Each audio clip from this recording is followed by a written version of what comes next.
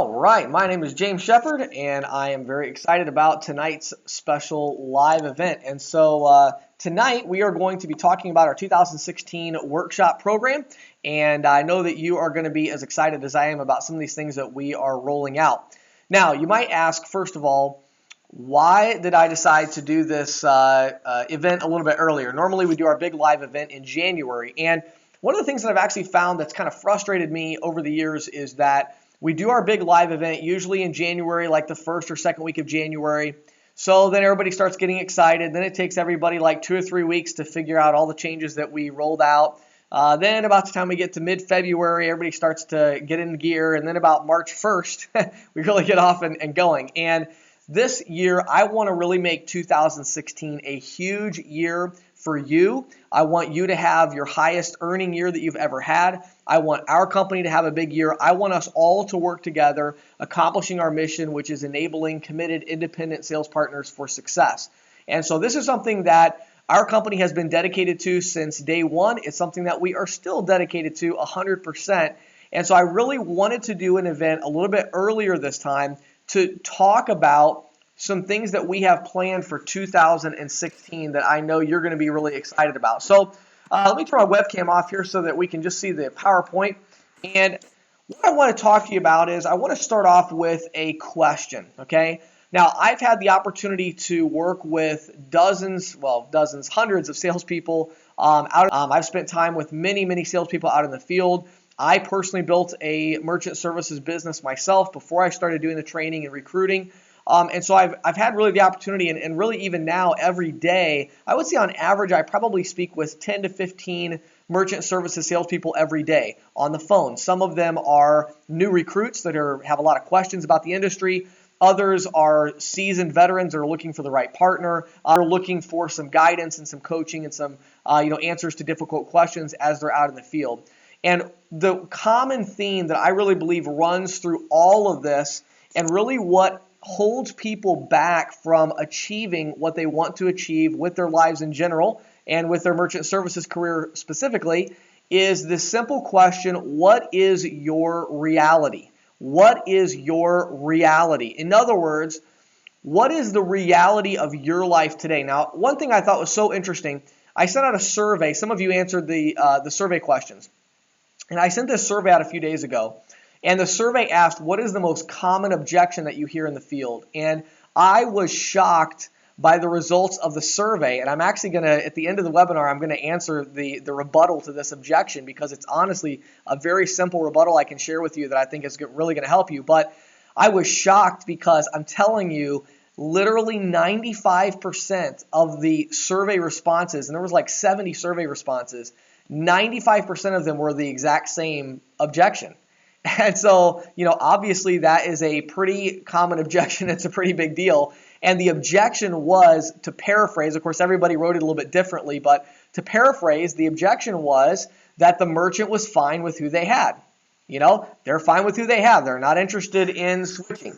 What does that mean? What that means is they are very happy with their current company, with their current reality. It's always difficult for you to break out of your current reality, whether that's a merchant who is used to working with their bank for credit card processing, or whether that's you who is very comfortable with your W-2 job and you're afraid to make the leap into credit card processing.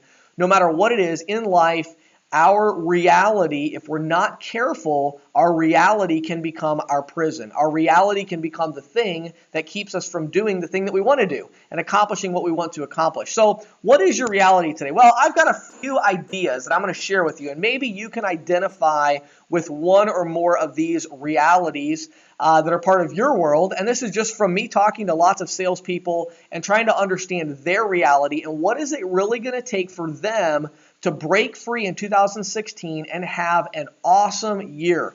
What are some realities? Well, the first one I have down here is job security. Job security. I talk to salespeople every single day, and this is simply part of their reality. And it's not a bad thing at all. It's a great thing, right? Job security. You've got a salary. You've got maybe a company car. You've got health insurance, a 401k. You have job security, and maybe that's a part of your reality. And again, That's not always a bad thing. That can be awesome, okay? So that's not a bad thing, but it might be part of your reality, and if it is, you got to be careful because, again, what we're looking for is how are we going to have an incredible year in 2016, and we want to make sure that our reality doesn't become our prison. So job security is definitely part of the reality for a lot of salespeople. Family. Now, this is, of course, a great part of our reality. Hopefully, you have family and friends who care about you, loved ones. And so, family is part of the reality. That's certainly part of my reality on a daily basis. In fact, it was so cute. I just got off the phone with my wife like 10 minutes before this live event. And it was so funny because I picked up the phone and I knew we would have, probably our biggest live event that we've ever had tonight. And so I called my wife. She picks up the phone. Or no, I'm sorry, my wife called me. And I said, oh, honey, I'm actually getting a little bit nervous. I got this live event coming up. And here she had it on speakerphone. And she just had my son and daughter, Donnie and Alana, praying for me that I wouldn't be nervous on the live event and that we would have a really big turnout. And that was so sweet to hear my son, who's 3 years old, telling me, Daddy, I prayed for you not to be nervous, And so certainly, right, we have family. That's an awesome part of our reality. But again, we got to be careful. We have to be careful because we don't want our reality to just define our future and say, well, we're just going to keep going the same way we're going. No, I want to be a better husband and a better father in 2016 than I was in 2015. And so I don't want my current reality to define my future with that. So we have job security, we have family, we have community, okay? For many of you, you're involved in your community. I'm certainly involved in my community, charitable works, and some of you are involved in ministry stuff and whatever it is that you're involved with, hobbies and different groups that you're a part of in your community. So, and these three things really that I've put out first, these three things really are for the salesperson that many times is looking at that stability. And sometimes you're looking at the family and the job security and the community, and these three things are kind of meshed together, and it's like, well, I don't know if I can really break out and do anything big in 2016 because of my job security, because of my family, because of my community involvement, my reputation in the community. Now, for others of you that are already maybe in the independent sales, maybe you're already in business for yourself, and so for you, maybe there's some other parts to your reality that, maybe you haven't fully recognized yet, okay? But if you're really honest with yourself, some of these parts to your reality might actually be holding you back. And again, they're not necessarily bad things at all, but if they're part of your reality to the point where you're not able to get past them, could be holding you back. What am I talking about? The first one would be status. Now, I just tried to find a picture of the most arrogant looking businessman that I could possibly find, and that's what I put up here, right? And so as I talk to salespeople, it's hard for me to dig to get to this one, but a lot of times I'll get there. And eventually they'll admit to me, well, James, I couldn't go out and, knock on doors or walk into businesses cold turkey or cold call. I mean, that's just not who I am. I'm this, I'm that. I have this status. I have this reputation. I mean, everybody in my family, everybody knows me that I'm, this business person.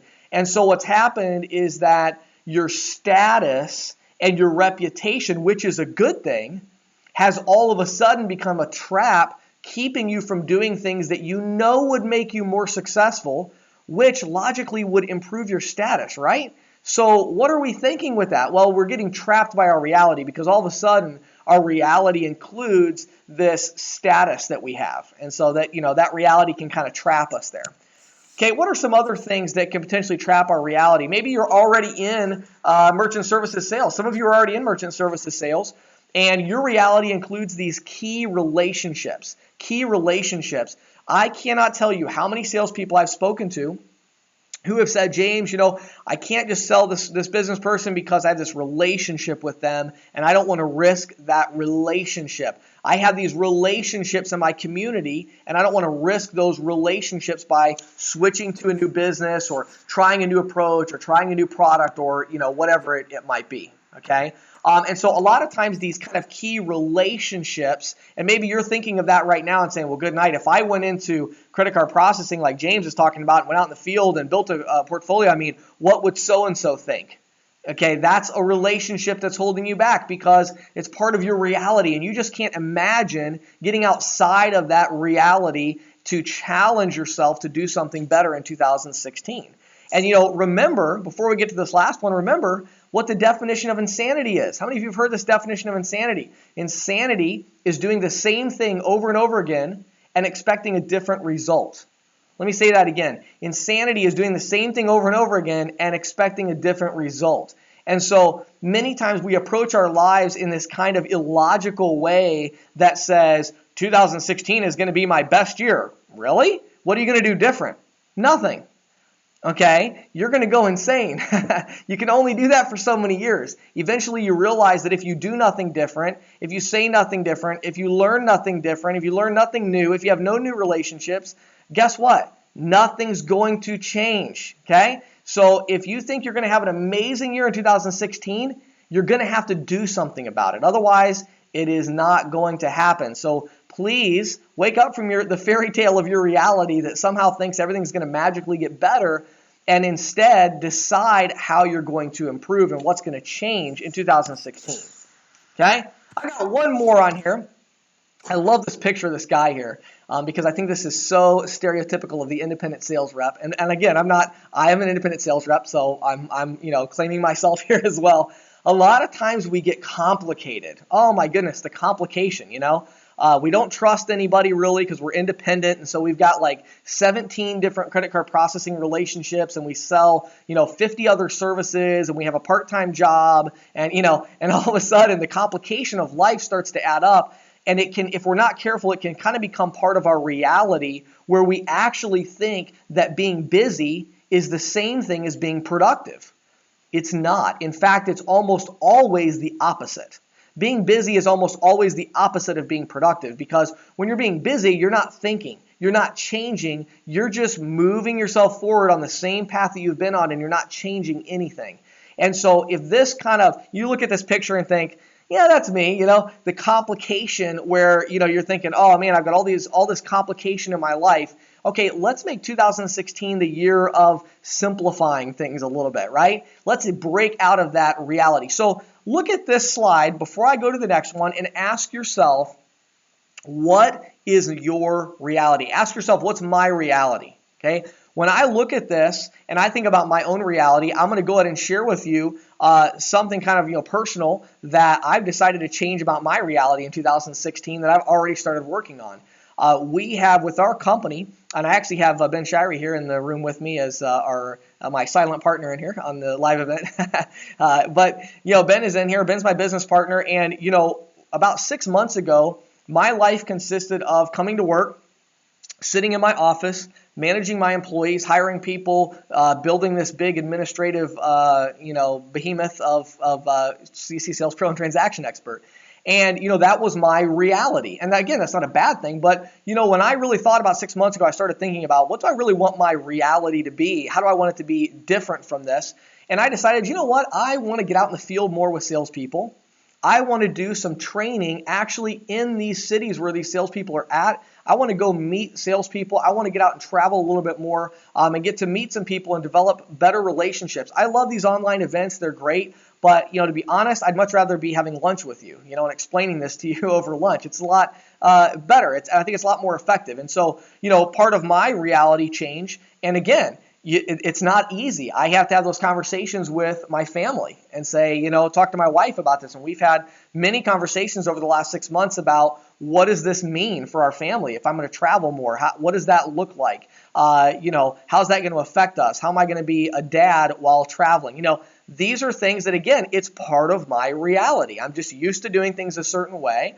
And so I've decided, wow, I got to break out of my reality in this area and really kind of think through that. And, what is it going to take for me to really get to that next level? And I decided that for my company to really grow to the next level, I've got to get out there and I've got to meet people. I've got to meet you. And I've got to talk to you and find out what we need to do better, what we need to do differently, what kind of training you need, and really get out there and meet with people. And that's what I decided I needed to do in 2016.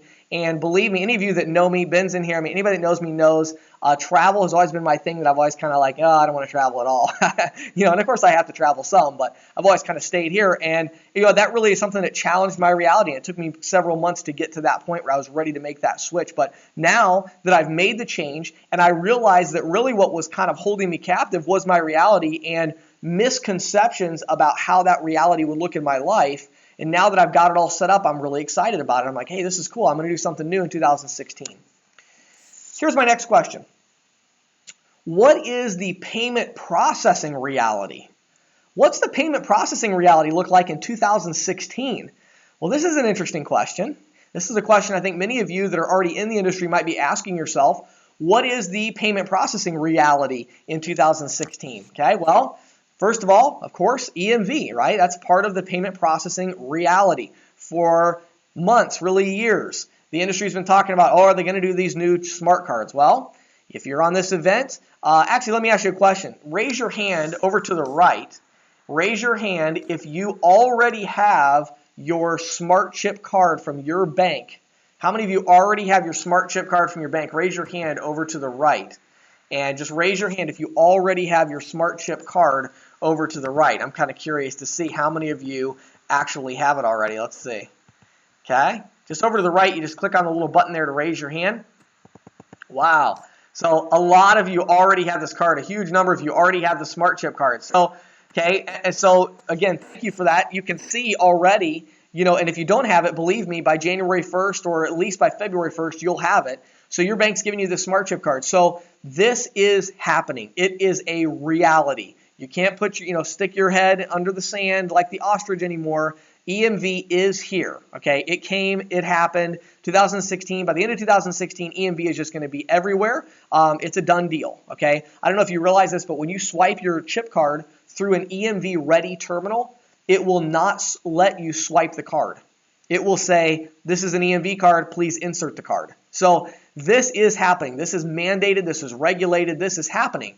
And so that's a big thing for 2016. And so are you ready for that, right? Are you ready to pitch EMV? Are you ready to supply a terminal to every merchant that needs one? These are big questions, and it's part of the payment processing reality for 2016, okay? Apple Pay and NFC mobile payments, okay? This is part of the reality. Apple Pay came out, right? Google Wallet is actually bigger than ever thanks to Apple Pay, because now everybody is using Apple Pay. So all the Google, all the Android users are like, hey, wait a second, don't we have something like this? And they're like, yeah, we've had it for like 3 years before Apple did. So go ahead and use it. It's already on your phone. So Google Wallet, Apple Pay, other NFC technologies where it's tap and pay with some of these smart chip cards. And so NFC, this is, again, it's a reality. It is happening. It's already happened. So are you ready for it? Okay. Touchscreen point-of-sale solutions, traditional touchscreen point-of-sale solutions. Guess what? They're more prevalent than ever. 2016, more business owners will have a touchscreen point-of-sale solution in their business than they did in 2015 or any other year. This is a growing trend. So, are you ready to support all these different point-of-sale? Are you ready to integrate with all the different point-of-sale technologies and softwares that are out there for your company? Okay, tablet point of sale. Wow, this is huge trend, right? Tablet point of sale is everywhere. Are you ready to integrate with them? Are you ready, not necessarily to sell point of sale systems, but are you ready to integrate with this growing trend in technology? And then the last one on here I have is mobile, mobile technologies at the point of sale, like, these phone swipers. Every business now is starting to use these things. They're starting to integrate these things because business is changing. The way people process payments is changing. So look at this reality of payment processing and ask yourself, am I ready? Not only am I ready to service these needs, but does my 2016 business plan specifically address all of these technologies? And am I ready to take advantage of these changes? Because change equals opportunity. Always. Change equals opportunity. In fact, I put this quote up here. It's one of my favorite quotes. And I had to put this quote up here because I think it really fits the time in the payments industry, right? Change is difficult. Not changing is fatal. Change is difficult. It is. We don't want to change. Oh, now we got to learn all this new technology. Well, what's EMV and how's that going to affect interchange and what's that going to do to all this? Oh, it's such a pain, right? It's difficult. But guess what? Not changing, well, that's just fatal. So don't get caught where you're not changing along with the industry and all of a sudden you start losing your portfolio, you start losing your edge. Many of you are already feeling this pressure. I'm talking to salespeople every day that are going, James, How do we differentiate? What's the new value proposition? How am I going to make sales out here because everything has changed and the pitch that I used 6 months ago isn't working anymore? Okay, so change is difficult. Not changing is fatal. So what do you do about this? All right, what are we going to do about this? How are we going to help you with this? Well, the first thing that we're going to do is we have put together the 2016 workshop. Now, let me just share something with you. I personally believe that one of the huge weaknesses of my training programs has always been the length of the training. Because one of the big problems that salespeople have when they try to use our training is that they're always like, oh, we appreciate it, James. Thanks for all the YouTube videos. They're really cool. But of course, half of them are like from 3 years ago, a little outdated. But the other bigger problem is it's like, there's certain things that honestly, I don't know how to explain them in 10 minutes. I need a little longer than that to be able to explain to you certain concepts. And so there are huge chunks of knowledge and training and things that, quite frankly, I believe were integral to my success in the field that I've never shared in a video. I've never shared on a podcast. I've never written it up in a blog article because I would need 6 or 7 hours of training to really build up to the point where I could, train you on how to do this. So what I decided was, here's what I want to do. I want to set you up for success in 2016. So here's what we're going to do, okay? Let me go back to the dates real quick. I'm going to write these dates down, and again, I'll give them to you here in a little bit as well, but December 7th through the 9th. So on December 7th and 8th, it's going to be a full day of training starting at 11 a.m. Eastern, and it's going to go until 8 p.m. Eastern. So 11 to 8 Eastern, and that way for those of you on the West Coast, it's like, 8 o'clock in the morning, so it's not a real early start for you, but 11 to 8 on Eastern time. This is going to be 2 all-day events. Now, the reason I did this is because, again, I don't want to wait until January and take up 2-3 days where you could be in the field. But December is usually a slower month, right? So let's take a couple days in December and let's regroup. Let's figure out what we need to do, okay? And let's make a plan for 2016. So I've been spending hours and hours and hours and hours getting ready for this thing. It's going to be huge. So it's going to start with 12 hours of training. Now, again, this first part of the training is just going to be online. It's like this. It's a webinar, okay? But it's going to be 6 hours a day. So it's going to be a total of 12 hours over Monday and Tuesday there. So 6 hours each day, Monday and Tuesday. And we're going to go through a variety of topics. I've got 5 chapters or sections that I have the training split up into, already gone through, and I have done hours and hours and hours of work on this. It is all 100% fresh content that I've gone through and rewritten all the content. I've made it fresh, for 2016. And honestly, like I say, a lot of it really didn't even exist before because of the fact that now I've got a lot more time. We can really dig in and get to the essentials. So we start off with the planning section.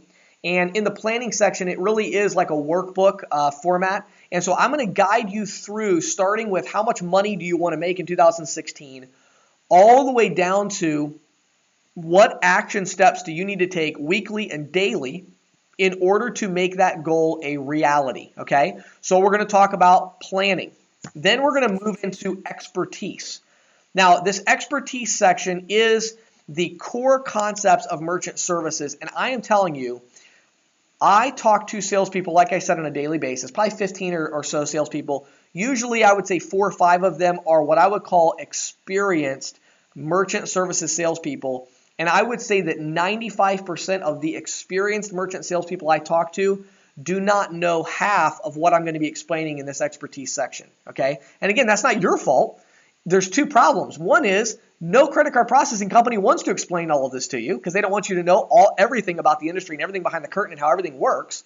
And the other thing is I couldn't explain it to you because I didn't have time to do it in a 10-minute video. I need some time to go through and say, look, like for instance, if you're on this call right now, I wonder how many of you know the difference between an ISO, a processor, or an acquirer?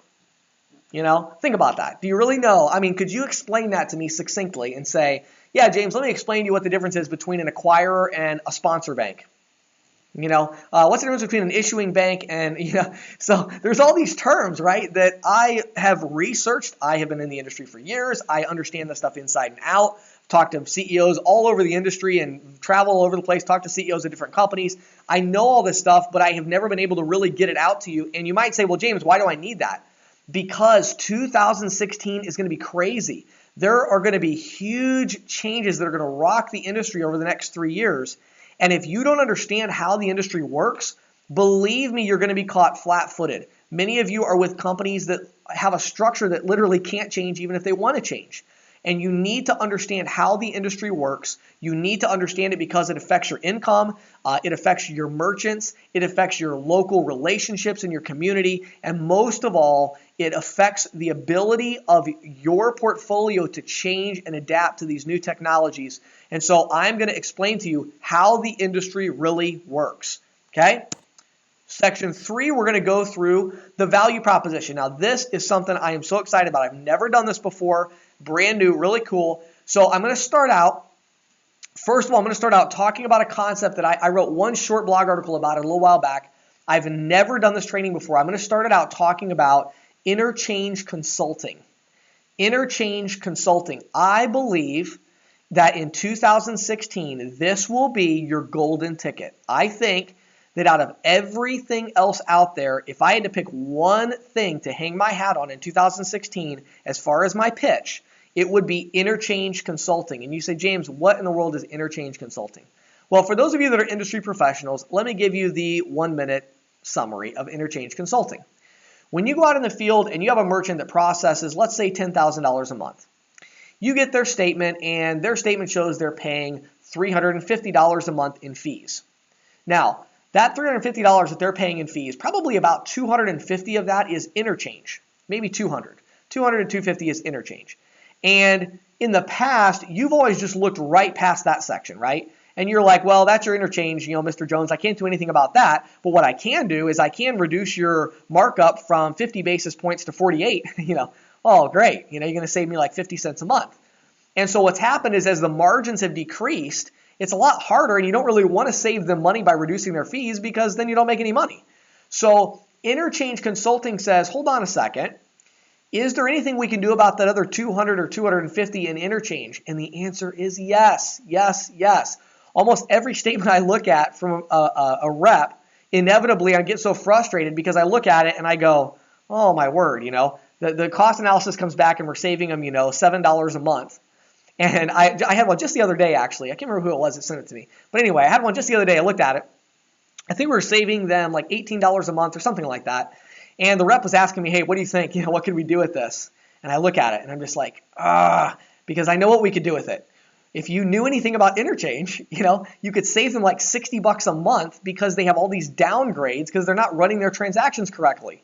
And I could solve this problem for the merchant if I had like 15, 20 minutes to talk to them, or if I had about 5 hours to train you, but I don't. So I'm like, okay, well, I guess there's nothing you can do. Save them $18 a month, kills your margins, hurts your residuals. So the value proposition, I'm going to explain to you interchange consulting and how to affect their interchange with using some very simple techniques that you can advise them. It's going to make you the expert. It's going to set you apart from everybody else out in the field that's competing against you. And it's going to allow you to make sales and save your merchants money without hurting your margins. Now, in addition to that, we're going to talk about other parts of value propositions. EMV, American Express OptBlue, Apple Pay acceptance, and on down the list goes. We're going to talk about these different pieces of the value proposition, and I'm going to work with you to put those pieces together into your value proposition for 2016. You got to break out of your reality. Right now, you're like, well, my reality is I save them money and I give them a free terminal. Okay, you're going to have to break out of that reality because 2016 is going to be brutal for you if that's all you know how to pitch. Okay, so let's talk about value. All right, next section, sell, sell, sell. Everybody knows what that's about, right? Opening pitch, presentation, overcoming objections. By the way, I finally have typed out my overcoming objections. It's like my most requested resource. I have every common objection typed out with my rebuttal, and we're going to role play that as part of this 12 hours of training. And then we have large accounts. I've never done this training either because guess what? You have to understand interchange consulting to do this one. But I'm going to show you step by step how to sell large multi-location accounts. Wrote a blog article about it last week. If you learn just that one thing, you're probably going to make an extra $10,000 minimum in 2016, if not significantly more. If all you learn how to do is sell large multi-location accounts, it does not take very much time, but it does take knowledge. It does take expertise, and I'm going to show you exactly how to do that. So another interesting idea I had was collaboration. Collaboration. This is huge. Okay, this is a big deal, and I'm excited about it. It's going to take a little bit of work. A lot of work, and it's going to take some cooperation from you guys. But I really think one part of the reality that we need to break free from in 2016 is this. There's two things that I really want to do away with. These two parts of our reality. Number one is that a credit card processing salesperson has to be a lone wolf. You know, you can't have any support. You can't have anybody helping you out. You can't share any ideas with anybody. You know, you're just all by yourself out there, you know, doing your thing. That's not a good idea, okay? I have seen this over and over and over again. It's not effective. You need some support. You need some collaboration. You need some exchange, some teamwork, some inspiration, some trust, some assist, some support, some success. All these things on this slide here, you need that